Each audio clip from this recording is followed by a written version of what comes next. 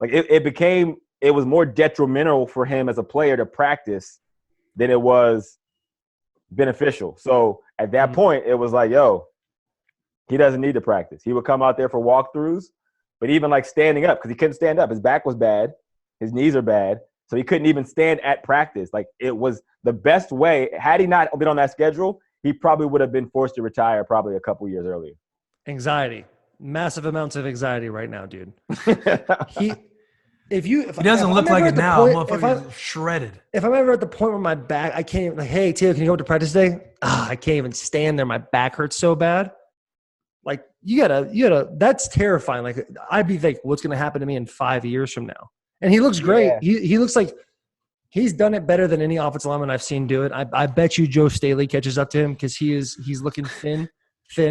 He randomly sent me a picture of his shirt off, and dude's thin. Weird. It's a little weird. Yeah, hey, he said that to you? It's a brotherhood. Yeah, I have it right here.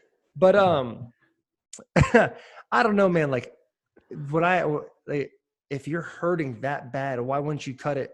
Or would you rather play 10,360 whatever snaps like he did, or would you rather just play 9,000 and play about 5 more years? I think here's the thing about Joe, man. He had the chance to go to the Broncos. The Broncos were trying to trade for him the year they won the Super Bowl. Like, at the trade deadline, it was like supposedly the facts came in a minute late. That's the only reason it didn't happen. But I really think it was the GM we had at the time. He didn't want on his resume that he was the guy that traded away Joe Thomas from the Cleveland Browns. Like, you can't in Cleveland, you'll never live that down, right? Never. So I think he purposely, sent it in late. But the Broncos, like Peyton Manning calling him, telling him to go take a piss on the GM's desk so he trades you away. But Joe didn't want to go. Like, I remember sitting with him at the lunch table, and I'm thinking in my mind, like, yo, you're about to go win a Super Bowl if the reports are right.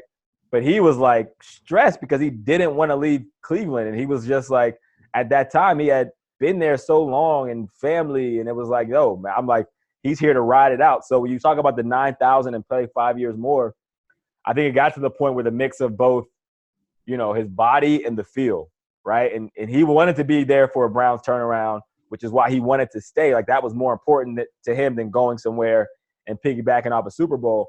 But it got to the point where some of the moves, again, being made, and they're getting rid of good players. They're doing the, like, draft positioning.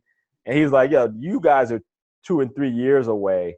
You know what I mean? So he had to start making a decision for his body, like you're talking about, Taylor, being like, I don't see this coming around anytime soon. And shoot, here we are 3 years later, and he was right.